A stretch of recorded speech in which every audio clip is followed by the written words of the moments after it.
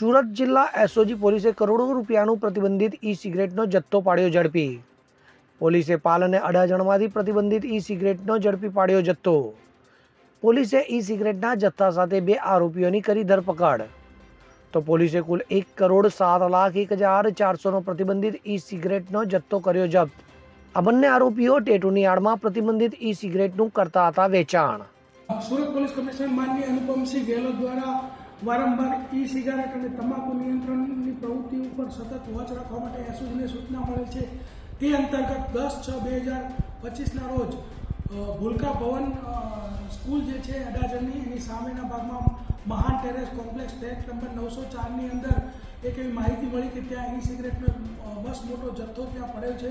તો તે એસઓજીની ટીમે રેડ કરતા ત્યાંથી 1,07,00,000ના મુદ્દામાલ જેટલી ઈ સિગરેટ મળે છે। જે ઈ સિગરેટ વેપોરેઝો, ઝીરો, કેલિબ્રિયમ, ઉવેલ અલગ અલગ કંપનીઓની છે અને 2 આરોપીઓ મંથન શાહ અને જનક પટેલ આ બંનેને અટક કરેલ છે। મંથન શાહનો અગાઉ પણ 16 લાખનો ઈ સિગરેટનો કેસ એસઓજી દ્વારા ભૂતકાળમાં પણ કરવામાં આવેલ છે।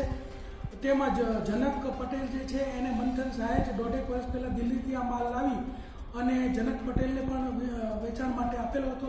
બંને જણા પકડાઈ ગયેલ છે અને 1,07,00,000નો મુદ્દામાલ પણ ઝડપેલ છે।